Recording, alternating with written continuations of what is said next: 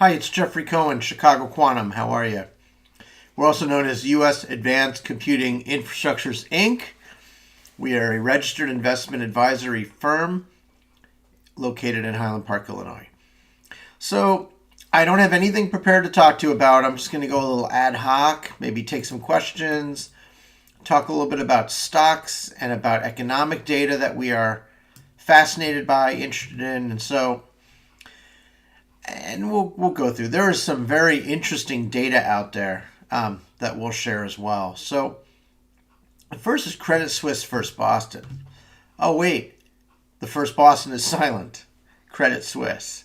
It's too bad. That First Boston name was worth a lot of money, and the firm that they purchased.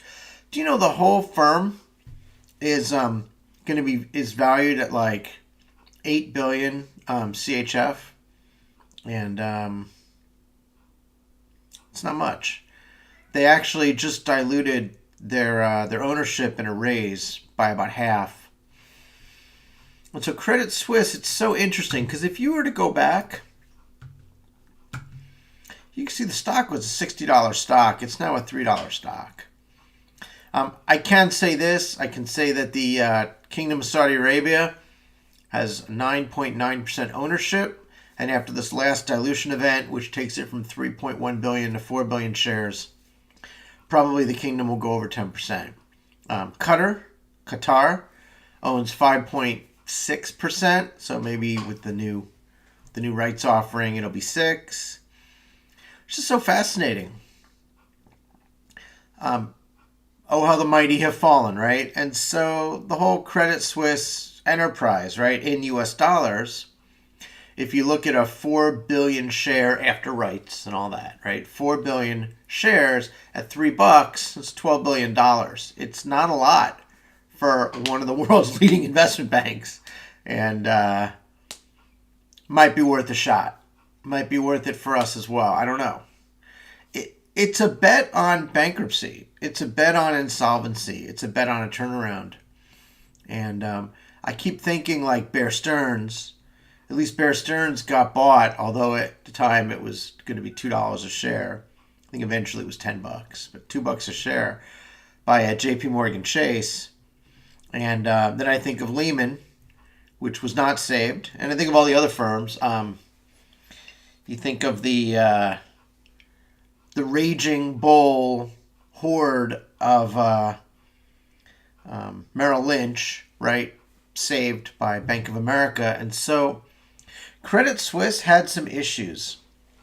They made some big bets. They lent money. They supported traders. And when things kind of twisted, they got caught. And so they need money all the time, liquidity, access to capital. And without it, they're pretty much worthless. And so that's how you see it's a $3 stock right now. And so I'm very interested. But this is what happens when a company that requires liquidity doesn't have it. So let's see what else. There's a whole bunch of other stuff that we should be talking about. We are part of a Post Quantum Cryptography group that's managed by NIST. We are attending this conference. We're on hold because it comes back. That's actually why I'm talking to y'all, because in a half hour we come back. And so this is from yesterday, so they don't like to talk about who's speaking. But really interesting. This was a good talk, transitioning national security systems to a post-quantum future. And today there was a transitioning commercial systems, hardware systems, software systems, communication systems from corporations, clients, government as well, but maybe not national security agencies. And it's very interesting. You hear a lot of project management, program management. You see some technical things, maybe using Merkle tree, all different ways maybe you can consolidate and condense things, and technical issues. And so I love that because this is part of the type of expertise that we have in our organization. And it is unsung heroes that keep us secure. And so just want everyone to know that if you're interested, contact your buddies over at NIST or you can give us a shout. We can tell you how to connect. Glad to help out. That's actually really important. There's some good stuff here. So we look at Powell. Jay Powell spoke to everyone. He's the chairman of the Federal Reserve Board. By the way, I'm reading a good book. Just came out. Brand new book. The Lords of Easy Money by Christopher Leonard. Strongly recommend it. So far, I'm only in a little bit. I'm on page 71, chapter 4. Love it, right? Because quantitative easing and lowering interest rates to zero, the effects were known. I mean, it's there, right? And so now I struggle because I don't see the same unwinding of quantitative easing that I expected. So we're going to type in Fred, and we're going to look for WALCL, total assets. And if you look at the Fed's balance sheet, I mean, it's amazing. These are trillions, not billions, right? Trillions. And definitely not millions. These are millions of millions. And they basically invented money out of thin air through the 24 main broker-dealer banks. That's $3 trillion in a few months. I love it. But then they didn't stop. And so, the recession was over. The economy was picking up. I mean, I'll be honest with you, everything was fine, right? And then boom, they decided to print from 7 trillion to 9 trillion. So it's another 2 trillion. And that's probably your inflation starter right there. Because if they could have taken liquidity back down, if they could have said in late 2020, after the crisis was averted, we're going to damp it down, you wouldn't have the same issue. So then I read on a tweet today, I'll probably never find it, but Janet Yellen, head of the Treasury, they've got an account that they use where they deposit, it's like a Treasury General Account. And Treasury General Account. We're going to try to find it because I want to give the guy credit. No, not that. Treasury General Account. Maybe that's it. Yeah.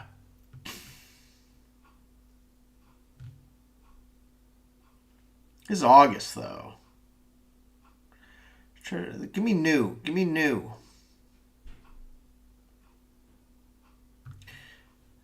Latest.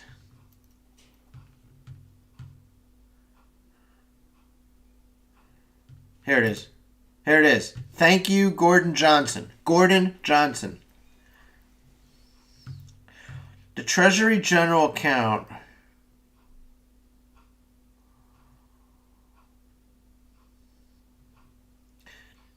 I mean, it looks like it's positive now.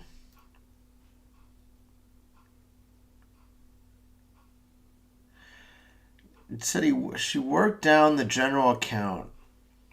And so effectively, and I can't see it in the chart, which is a problem. So, where's the numbers?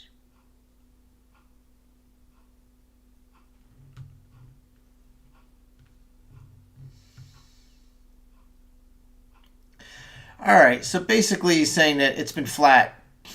It's been flat. So what happens is we took out, I think I did the math before, it's like $200 billion. So it's from 8.9 to 8.6, $300 billion. But then the Treasury General Account didn't adjust. And so I'm not going to make much sense of this. Let me tell you what I think's happening. I think out of one side of Powell's mouth, he says,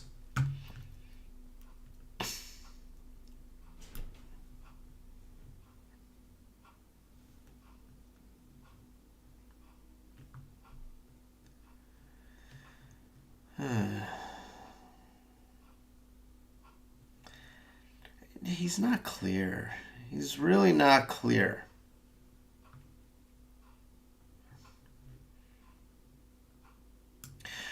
So he said that, and this is his exact words, I guess I would say that the inflation that we saw at the beginning of this episode back in March of 2021 was not really related to wages at all. It was tightness in the goods market, largely due to supply chain issues. And you guys remember that. Remember you could buy almost a whole ship for the cost of like 4 journeys. It really went up. Cost of containers went up. It was crazy. The shipping of containers, not the container itself. And so he talks about the job market.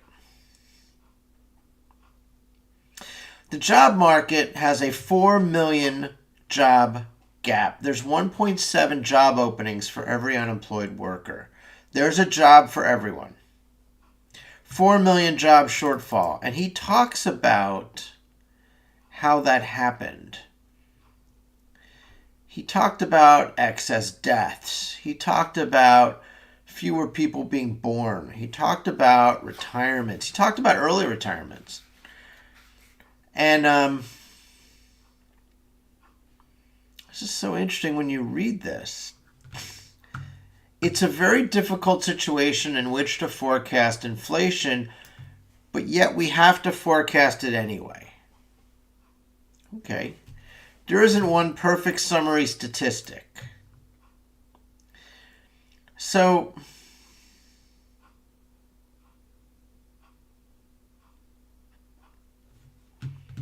we want policy real rates to be above what we estimate as the longer run neutral rate. So you guys remember, 3% used to be the real interest rate on the 10-year. So right now, with 5% inflation, that gets you to an 8% 10-year yield. That's not really what he means. What he means is inflation is going to be 2% plus 3% neutral rate is a 5% 10-year yield in the long run. Where are we now? I hope this is at all helpful to you folks. I mean, I'm fascinated, right? Because none of this really makes sense to me. So the 10-year, we're 3.56%. We're 3.5%. They're lowering, the market is lowering the yield on the 10-year. So inflation right now is 5%. No shit, Sherlock, 5%. And the 10-year Treasury yield is 3.5%. So you got a negative 1.5% real interest rate on the 10-year. I guess you do that for safety. I'm struggling with this. So, hang on a second, I'll be right back.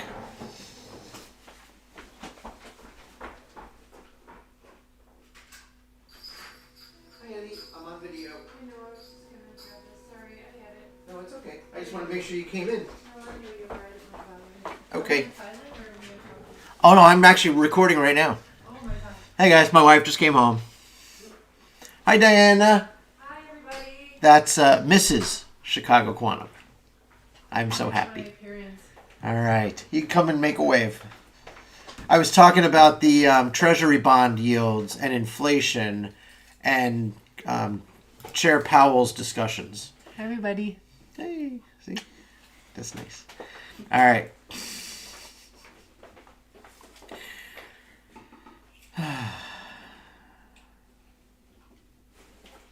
So is there anything else?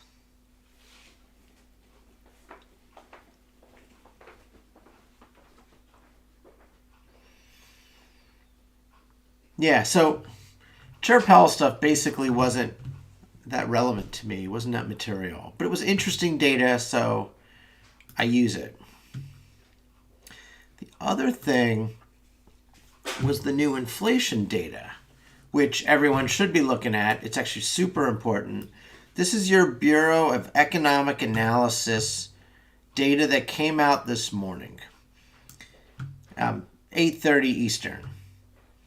And so what this says, this is really important because this is the inflation data that's driving the changes to the money supply.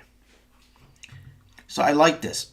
Personal income went up 0.7% in October, which is great, right?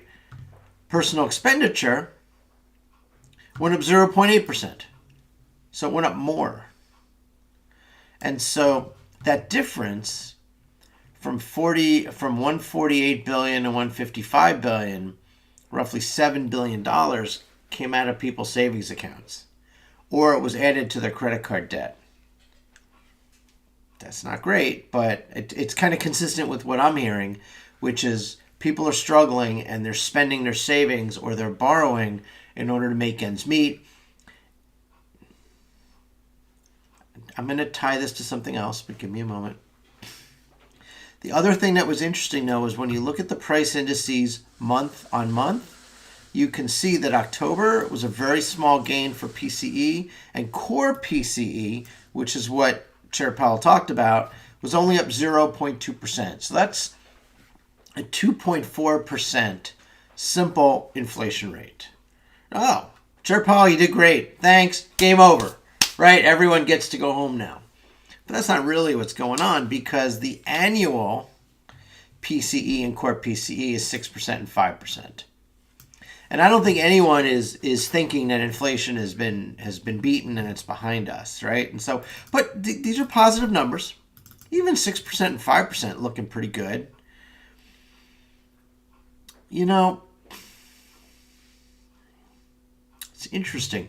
The personal savings rate is down to 2.3%. That is not that's not that good. Personal savings rate is way, way down. Table 1. All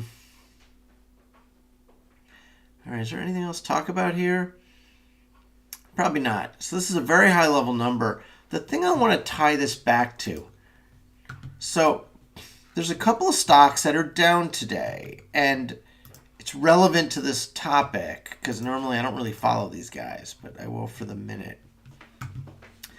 Costco.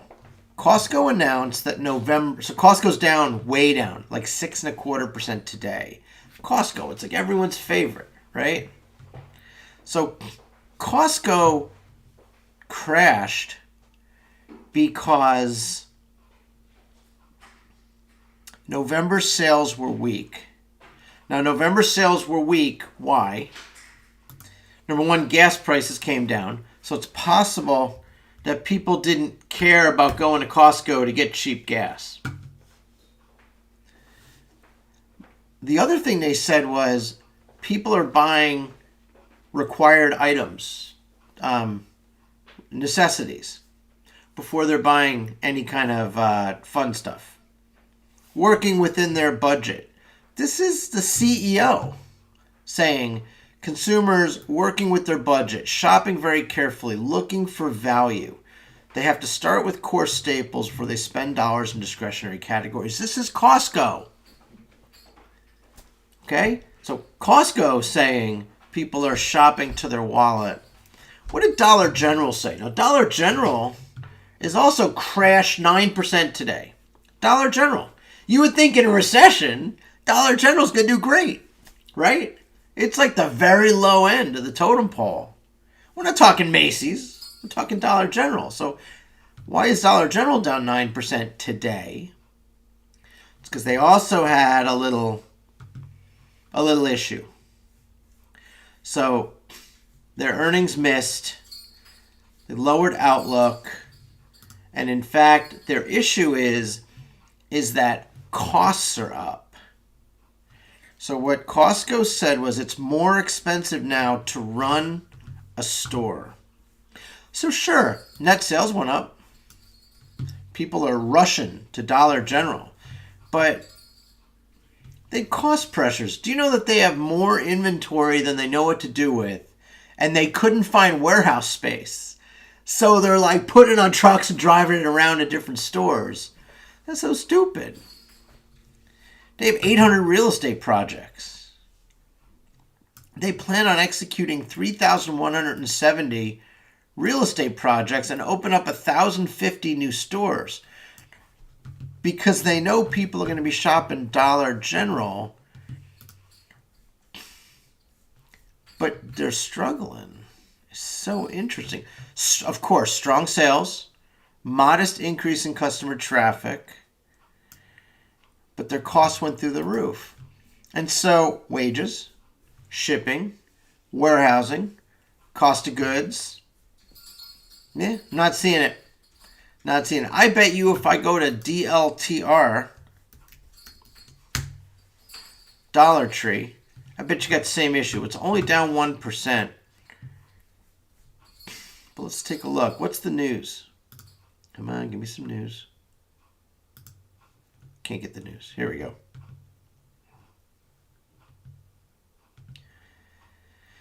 They're advertisements. They're not news. All right, fine. So I think Dollar Tree has the same issue. Dollar Tree is looking at cutting prices. Think about that for a minute. Dollar Tree raised prices to $1.25, and they're looking at lowering prices possibly because maybe what they did wasn't such a good move. Maybe they blew it. Maybe they blew it. Who knows? I know in our Dollar Tree, which I don't really go to anymore, at $1.25, it's not doing it for me. I like $1. Dollar Tree not $1.25 in a tree. So in the back they had the freezers, $3, $4, $5, and I remember I mistakenly grabbed a pizza because I thought it was $1.25. I was so excited, $1.25 for a whole pizza. I bring it up to the front, and they're like, no, that's like $5. Well, here, you take it, and you put it back in the freezer. Hopefully it didn't melt, and somebody got food poisoning. But I'm not paying $5 for a pizza at Dollar Tree. That's at my local Jewel for $4, right? So, by the way, those freezers are empty now. That experiment is gone. Nobody wants to spend $5 for a $4 pizza at Dollar Tree. So all these retailers are suffering, and you see it with FinViz. Where is it now? Show me the money. Where's Costco? There it is. There it is. Let's dig right in there. You can see Walmart's up, Costco's down, Dollar General's down, Target's down, Dollar Tree's down. So you know you're in trouble when people are borrowing money to go to Dollar Tree or Dollar General or Costco to buy consumer staples only. It's not helpful. Not good. So I think whoever's running the show has done a good job in impoverishing the lowest of the economic status. I think it's terrible. Let's look at the employment report. Maybe there was some good news there. This is all news that came out in the last couple days. I'm telling you, I don't know what to do with it, right? So employment went up by 127,000 jobs. Annual pay was up 7.6%. Now the challenge is that inflation's been up like 6%. So the fact that salaries are up 7.6% means your average worker got a 1.6% raise this year. That's great. Hey, Jeff, good news. I just got a raise at work. I'm making an extra 2%. You could buy a cup of coffee with that, probably. I don't hear anyone clapping, right? So what happened? Is that a good number? So I looked at this in a previous video. So to produce goods in the United States, we got more jobs. But manufacturing actually fell. This can't be right. Oh, that's minus? Yeah, manufacturing lost 100,000 jobs. What are you talking about? Professional business services lost 77,000 jobs. Information technology lost 25,000. Financial activities, financial services lost 34,000 jobs. The good news is leisure and hospitality went up. So all those people that were working as doctors and lawyers and business people and IT professionals and manufacturing, making things, are now working at theme parks, maybe at a restaurant, serving the food, maybe in the back cleaning, or maybe they're working in a hotel. They're going to clean the rooms, check you in. Hey, can I check you in, sir? So that's not good. So we're adding low-end jobs, leisure and hospitality, and we're getting rid of good-paying manufacturing jobs, good-paying professional business jobs. Okay. Now the Northeast did great. North Central, not so much. The Midwest lost jobs. Looks like the South lost jobs. The West, bad even. So, and here's another interesting data point. Small establishments shrunk. So those little companies like ours, right? It's tough. So they're laying people off, right? It's tough to be a small firm. Firms from 50 to 250 employees doing great. I can imagine those are your McDonald's, your Wendy's, terrific hotels. Large establishments, big corporations, laying off. And pay gains moderated. Now this is interesting. So, job changers, this is interesting. So people who stayed in their job, 7.6% more. People who switched jobs made 15% more. But it's a little less. So what's happening is there's a run-up, right? People got attracted to, 13, 14, 15 bucks an hour. And so they made those changes.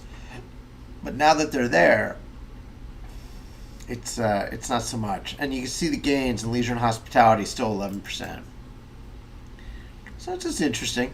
Large firms, 8.1%. So they're basically just keeping up with inflation plus 2%. So I look at this and I think this isn't great news. This is an economic recovery where people go to work in leisure and hospitality. That's rough. You guys ever see the movie Reservoir Dogs? You know about tipping the waitress? Tip your waitress. Tip your bartender. Because a lot of times that's the only way they make money. And now you have to tip them because they lost their jobs working for big companies. They lost their jobs working for professional service firms. And now they're out there, bussing tables. So at least that's what the data says. I don't know. Maybe I'm wrong. Now let's look at the Chicago Business Barometer. This comes out. This is really interesting. This is Institute of Supply Management, ISM. It came out yesterday. Okay, so it's really relevant news. And I read this, and there was another tweet about this, which highlighted the same thing that we saw. So, and I'll do a shout out. I love when people on Twitter kind of nail it. They get it right. And I agree. Like, it's okay. A lot of times I don't agree, right? But let's see. Let's see if I can find it.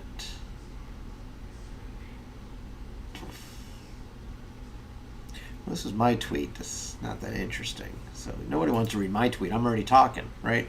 Somebody else's tweet was pretty good. Here it is. No more capital. Endless Frank. So no more capital said. The internals were even worse than the headline.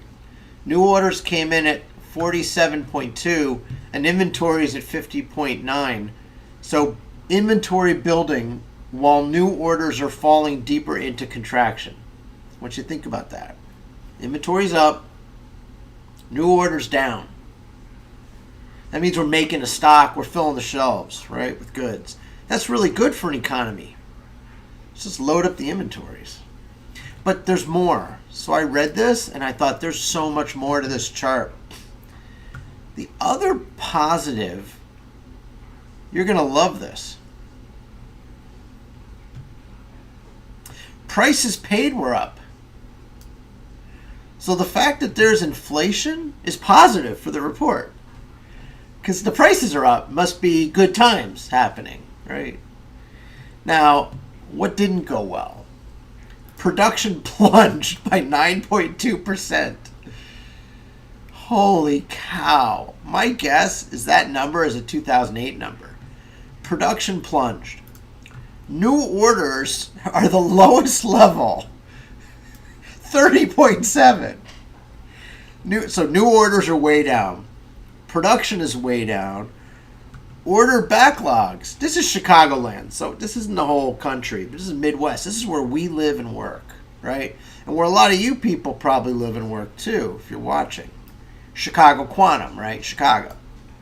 Order backlogs experience the largest decline, 11.2 points to 36.1. I just want you to think about it, right? So new orders weaken. Firms are quickly working through outstanding customer orders. And boom. Well, employment actually ticked up 1.5 points. That's good. And that was it. Oh, supplier deliveries fell by 9.4 points. So basically, things are moving less. Whether there's orders or not, the shipping, the deliveries, the movement of goods is going down. It's still pretty high at 49.9, but that number was much, much higher. And so things are slowing down. Bad things are happening on inventories. Prices are still high, very high. Look at that, 66.2 for prices paid. So, how do I feel about this? This is probably one of the worst reports I've ever read. And so, but I'm not that old. I'm only 54. So I've only been following economic data since I was like 25. So in 25 years, we're starting to get pretty bad. Look at that drop. Look at the drop. It's like falling off a cliff. So, good news. Something good must be happening. Let's find it. Got a lot of economic data, and I'm wondering, why is the market going up, right? So maybe there is some good news. Well, there was something. GDP in the United States, gross domestic product, grew at an annual 2.9% pace in the third quarter. That was the quarter ending in September. And it was revised up by 0.3%. So that's pretty good. Looks like the economy is going to expand again in the fourth quarter, assuming that all this data coming out of like retailers like Costco and Dollar Tree and Dollar General is a lie. Let's just assume that it's all wrong, and that we're going to grow our economy. That's great. We're going to grow by like 1%. Terrific. I love it, right? I'm sure Christmas shopping way up. People are just spend. In fact, I got a credit card here. If anybody wants the numbers, you can go out and buy a whole bunch of stuff. Here you go. Go ahead. 555-1212. I'm just kidding. But you're probably pulling out your own credit cards a lot. And so it's not good for the economy. And I love it because then Chairman Powell talks up the market, whatever he was doing. Got people to get their hopes up, and then the market fell today, right? So here's the last thing I want to come back to. I want to come back to Credit Suisse. And so we have some contagion in our financial markets. The financial markets are struggling a bit. Let's see if I can find some others. Now, I'm not in the right ID on my Yahoo Finance, so I can't show you all the good stuff that you probably want to see. But let's take a look at a little bit. We'll look at Goldman Sachs, Morgan Stanley, Blackstone. Start with those three. All down today. Blackstone's down almost 7%. So similar to Credit Suisse, they make money based on the functioning of the markets, lending, brokerage services, things like that. They also make money on investment advisory services. They also make money running money for people. Morgan Stanley, I find their balance sheet quite opaque. I find it hard to understand how they make money, how much risk they're holding. Really tough to tell. Blackstone, on the other hand, I know that they run some risk. What else? Goldman Sachs. These guys have all pretty much recovered over the year. So this is why I'm saying, the Fed's been talking these guys up. SIVB. This is the Bank to Private Equity and Venture Cap. SVB Financial Group. You see, they're way down because the money that's going into private equity and venture cap is lower. It's always a way for me to look at like the risky tech side of things. Let's look at SI, Silvergate. Silvergate Capital lends money to Bitcoin miners and to other crypto miners. And you see that way down. It's down about 80-85%. And so the issue there is people who make money buying tech on credit and mining like Bitcoin and Ethereum and things like that. It's tough business. In fact, I bet Silvergate will end up owning 100,000 ant miners. What are they going to do with them? Maybe I can open up a data center. I can use them. But the odds are probably not. The odds are that they're all going to be shredded or sold on eBay or whatever. You know what I mean? They're not worth anything. Who else is a good asset manager that we should be looking at, right? I want to see, like, so the market for the money guys. Schwab. Charles Schwab is like the retail side, but actually they run $4 trillion custodial money. These guys are pretty heavy. And you can see they've mostly recovered. They're within 10% of their highs. Charles Schwab to hire hundreds in Orlando. Okay. Up 72% over the last 3 years. So Schwab's looking good. So what this tells me is the Fed has talked up the market. Goldman Sachs is up at market high. Blackstone's fallen because I think there's some market risk underlying kind of the players, right? Morgan Stanley is doing great. SVB is down because of the tech market. Silvergate's down because of crypto. Schwab's looking good. So the markets look healthy. I'm not exactly sure what's going on here. We will look at... So when I look at a Credit Suisse, I think they have counterparty risk. They have risk from people they lent money to, they issue credit to. They must be brushing up against insolvency. That's why you could buy the whole Credit Suisse for, like, after dilution, $12 billion. It's nothing. It's not $12 billion. What's Goldman Sachs worth?